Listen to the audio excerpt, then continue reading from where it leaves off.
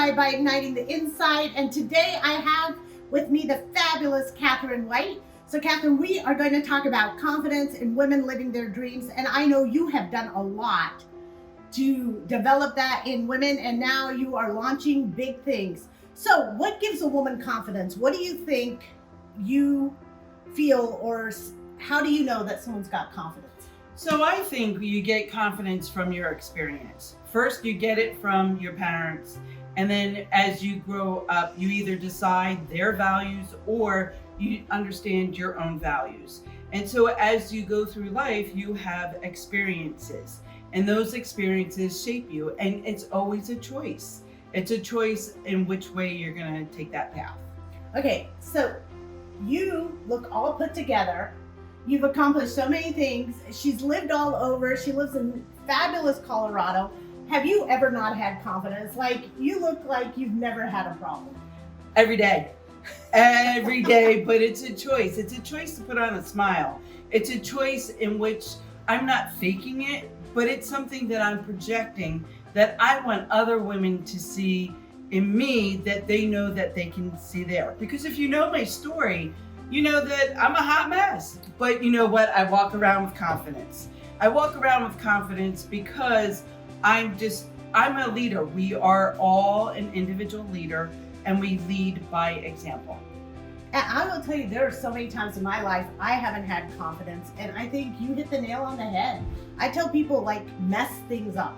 You really, really, really need to mess things up and come out on the other side. And from that experience, like you said, that's where you get the confidence. And, you know, so many times I was told in my life, and I don't know if you ever had this experience, that you need to love yourself. And I was like, how? You know, when you don't like the way you look, or you're too short and a little stocky, you know, how do you love yourself? What does that give you? So did you ever have that challenge at all? I'm a little stocky, and so what it is it's on the outside. Big girls, big curves, you know, big things. But what it is, again, it's not looking at what other people think of you. It's what you see inside yourself. You can always add jewelry. You can always add a coat. You can go to Walmart and buy something, but man, you can look fabulous just by putting a little bit of bling on. So it's what you exude, it's what you want. It is your thinking that is in your heart that comes out of your mouth. So be confident. Now, for me, the whole self-love thing, right? Mm-hmm. I had to let go of a lot of people. A lot of people that I thought were key in my life, and I actually thought were in my corner, but they were not in my corner. And so it was a really hard journey, because I had the outside down, but to get that exuding part that you talk about, I had to cut out a lot of people that changed my lifestyle. It changed my financial impact. And so to me, that was very scary.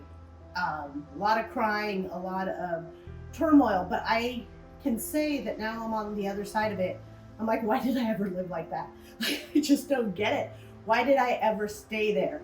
So if you were talking to someone that wants to achieve their dreams like you have, that wants to have the confidence, that wants to have the positive body image that you have, what would you tell them? What would you say someone like starting out on their journey? What I would do is I would think of where you want to be. Where do you want to be next week? Where do you want to be in 6 months, a year? I mean, I will be svelte. I will be, I will be having the muscle. I will be leaner, and I will be stronger. But it's a decision. It's a decision that what you are, and again, you're protruding what you want to be. And other people's opinions just don't matter. And I would just want to say that as well.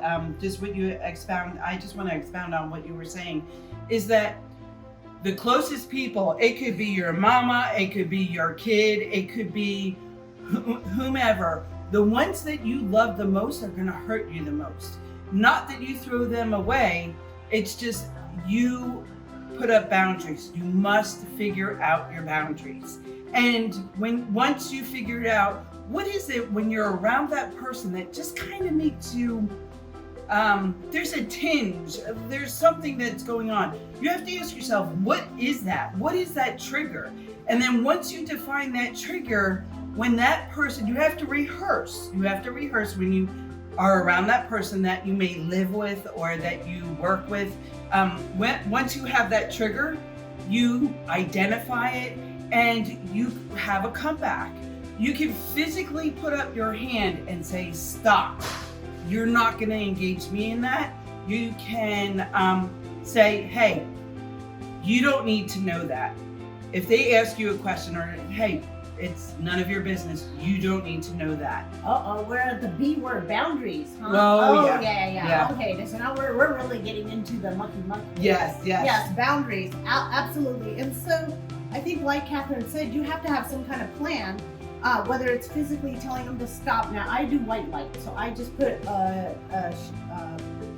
kind of fountains of white light around me, and it's like your energy's not coming in. Anything you say, anything you're feeling is not going to come in, because even if they're not saying it, sometimes just the way they look at you or the feeling, there's so many other communication modalities that we pick up on that also.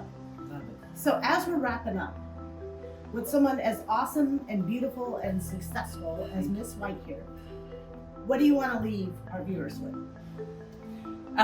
Just what Rina had said is love yourself. Love yourself. That's where the first and foremost, that's where you're going to have that change. Once you love yourself, where you are right now, with the curves, with the, you don't have the right words to say, whatever. You are unique, and that's what matters.